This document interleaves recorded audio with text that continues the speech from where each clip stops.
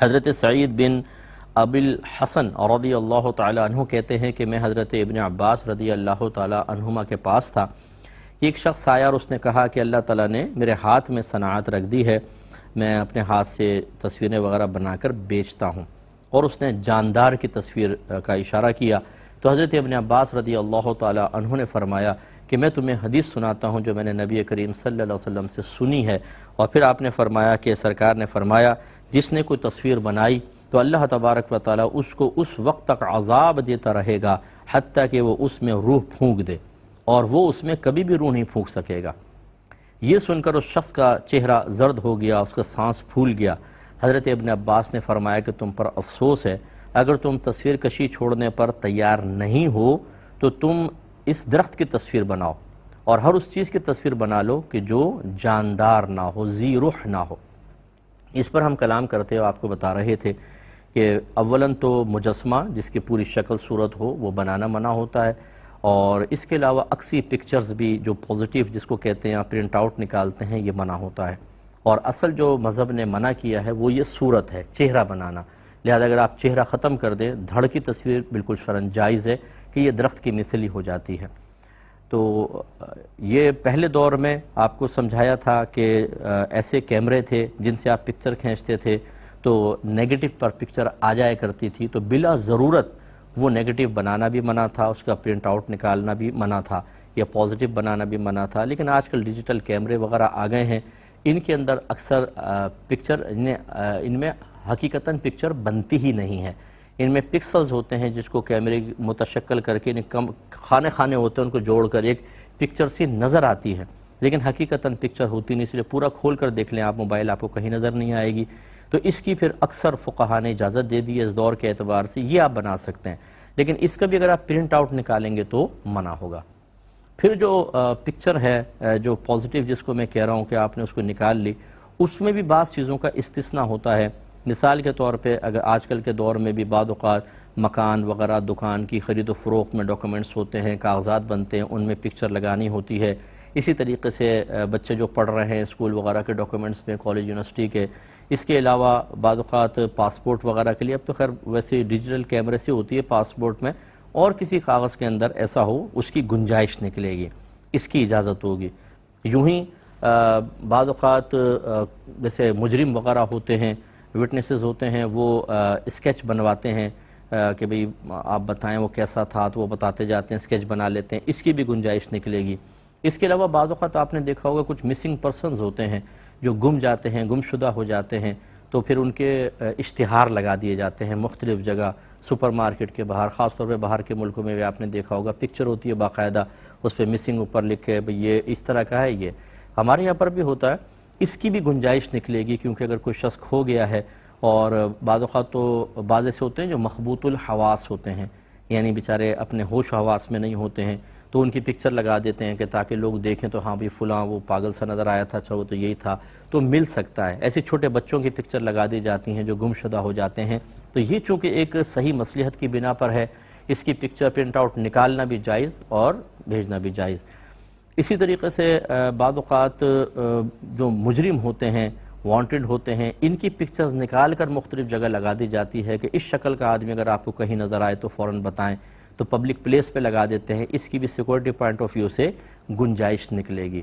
خلاصہ کلام یہ ہے کہ اگر آپ تصویر بنوانا چاہتے ہیں تو صرف ڈیجیٹل کیمرے سے بنا سکتے ہیں یا موبائل وغیرہ سے، اس کے علاوہ نہیں، اسے آپ محفوظ کر کے رکھیں، ٹھیک ہے، باقی پرنٹ آؤٹ اس کا نہ نکالیں۔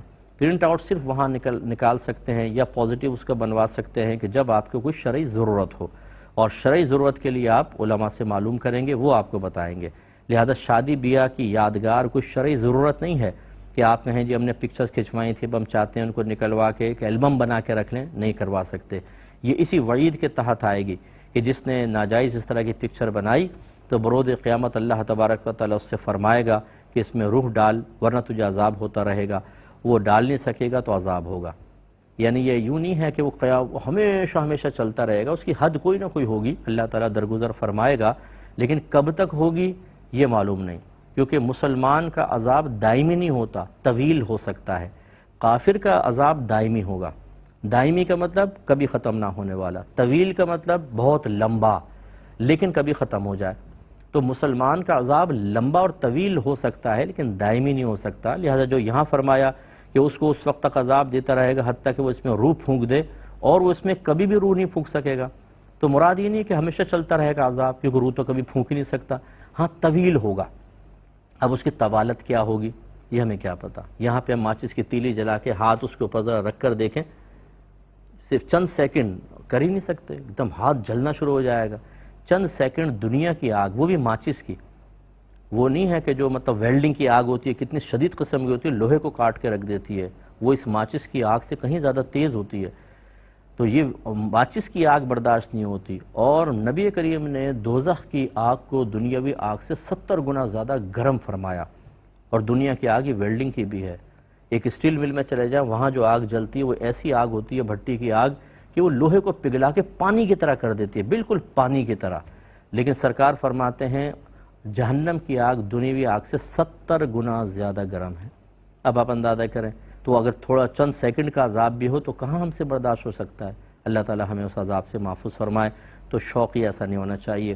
اس سے یقینی سی بات ہے کہ وہ بھائی بہن ذرا ہرٹ ہوں گے، انہیں تھوڑا سا اسی شخص کی طرح دکھ ہوگا کہ جو ہاتھ سے اسکیچز وغیرہ بنا کر وہ پیسہ کماتے ہیں، ہوٹلز وغیرہ میں، بڑے ہوٹلز میں بیٹھے ہوتے ہیں، پکنک جو پلیسز ہوتے ہیں وہاں پر بیٹھے ہوتے ہیں، لوگ بیٹھ کر سامنے ان سے اسکیچ بنوا رہے ہوتے ہیں اور وہ اس سے پیسے کما رہے ہوتے ہیں. یہ حدیث ان کے لیے بہت ضروری ہے کہ وہ اس پہ توجہ کریں اور ایسا نہ کریں، اپنا ذریعہ معاش یہ نہ بنائیں. ہاں جیسے حضرت ابن عباس رضی اللہ تعالیٰ عنہ نے فرمایا کہ غیر ذی روح کی بنا لیں، درخت بنائیں، آپ پینٹنگ بنا لیں.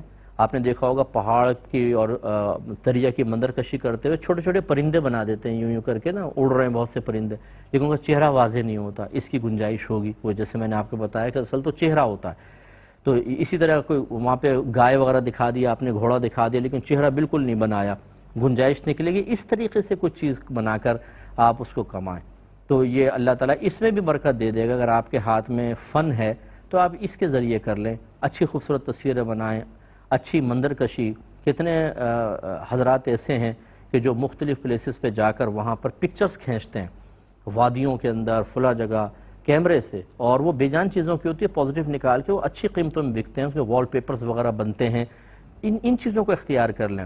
یعنی اگر آدمی حرام سے بچنے کا ذہن بنائے خصوصاً آج کے دور میں، تو اس کا ذریعہ معاش کوئی محدود نہیں ہو جائے گا. اللہ تعالیٰ نے 10 راستے بتائیں، 10 راستے. آج کل کے دور میں تو رزق حلال کمانا، میں آپ سے یقین سے کہتا ہوں کہ کوئی ذرا انٹرنیٹ کا استعمال جانتا ہو، آئی ٹی کے شعبے سے تھوڑی سی واقفیت رکھتا ہو، اچھی ارننگ کر سکتا ہے.